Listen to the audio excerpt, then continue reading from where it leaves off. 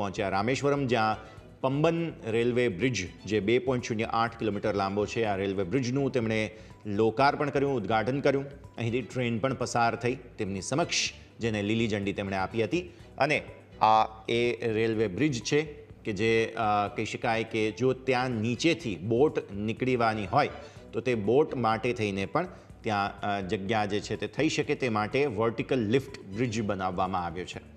અને બીજી તસવીર અત્યારે ફિલહાલ જે છે તે સીધી જીવંત તસવીરો રામેશ્વરમ ખાતેથી નિહાળી રહ્યા છો. પ્રભુ શ્રીરામ દ્વારા સ્થાપિત જે શિવલિંગ છે તેના દર્શન કરતા અત્યારે ફિલહાલ પ્રધાનમંત્રી નરેન્દ્ર મોદી જોવા મળી રહ્યા છે. રામ સેતુનું નિર્માણ થયું તે પહેલાં આ શિવલિંગની સ્થાપના કરવામાં આવી હતી તેવી આપણા સૌ કોઈના માનસ પટલ પર જે છે તે ખાસ માહિતી છે. અને તેના કારણે થઈને આ તસવીરો અત્યારે ફિલહાલ આપને હાથ રહ્યા છો. તો આ તસવીરો આપ નિહાળો. અત્યારે ફિલહાલ રામેશ્વરમ ખાતે લોકો ઉમટી પડ્યા છે. બંને તરફ રસ્તા પર આપ નિહાળી રહ્યા છો. એક રોડ શો પણ અહીં થતો જોવા મળ્યો હોય તેવી પરિસ્થિતિ. પ્રધાનમંત્રીએ સૌ કોઈનું અભિવાદન ઝીલતા નજરે પડી રહ્યા છે. તો રામેશ્વરમ ખાતે બહોળી સંખ્યામાં લોકો ઉપસ્થિત છે અને પ્રધાનમંત્રી નરેન્દ્ર મોદીનું અભિવાદન ઝીલી રહ્યા છે. સીધી તસવીરો અમે આપને બતાવી રહ્યા છીએ રામેશ્વરમ ખાતેથી. આજે પહેલાં શ્રીલંકા ખાતે હતા પ્રધાનમંત્રી નરેન્દ્ર મોદી, જ્યાં તેમણે ઘણા મહત્વપૂર્ણ લોકાર્પણ કાર્યક્રમોમાં હાજરી આપી. તે બાદ તેઓ જે છે તે ખાસ પ્લેન મારફતે રામ સેતુના દર્શન કરી અને પહોંચ્યા હતા રામેશ્વરમ ખાતે.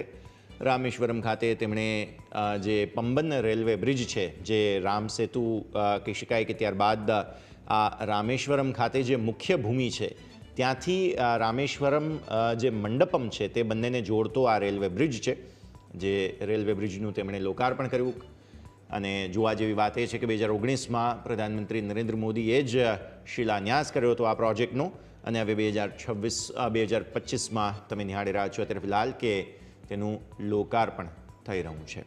અને બીજી તસવીર આપ નિહાળી રહ્યા છો સીધી જ જે જીવંત રોડ શોની તસવીર છે, જ્યાં પ્રધાનમંત્રી નરેન્દ્ર મોદી સહુ લોકો જે ઉપસ્થિત છે તેમનું અભિવાદન ઝીલી રહ્યા છે. અને ત્રીજી તસવીર આ મંદિર ખાતે, જ્યાં રામેશ્વરમ ખૂબ જ પ્રચલિત આપણું એક જ્યોતિર્લિંગ છે. અને કહેવાય છે કે પ્રભુ શ્રી રામે જ્યારે રામ સેતુનું નિર્માણ તેઓ કરવા જઈ રહ્યા હતા એ સમયે આ શિવલિંગની સ્થાપના તેમણે કરી હતી. તો તે શિવલિંગના દર્શન પ્રભુ શ્રીરામનું હસ્તે જે સ્થાપના થઈ હતી તે શિવલિંગના દર્શન પણ અત્યારે ફિલહાલ પ્રધાનમંત્રી નરેન્દ્ર મોદીએ કર્યા છે. મંદિરમાં તેમનું સ્વાગત કરવામાં આવ્યું હતું.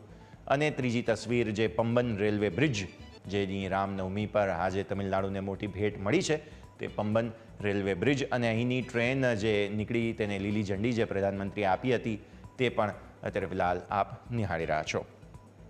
તો ખૂબ જ મહત્વપૂર્ણ આજના કાર્યક્રમની તસવીરો. ખૂબ જ વ્યસ્ત આ સમગ્ર અઠવાડિયું હતું પ્રધાનમંત્રી માટે, કારણ કે આ પ્રવાસ તેમનું જુઓ. સૌથી પહેલાં તેઓ થાઈલેન્ડ ગયા હતા. ત્યાં તેમણે જે બિમ્સ્ટેક જે સમગ્ર કહી શકાય કે કાર્યક્રમનું આયોજન હતું તેમાં તેઓ ઉપસ્થિત રહ્યા. ઘણી સંધિ, ઘણી વાર્તાલાપ વગેરે થયા.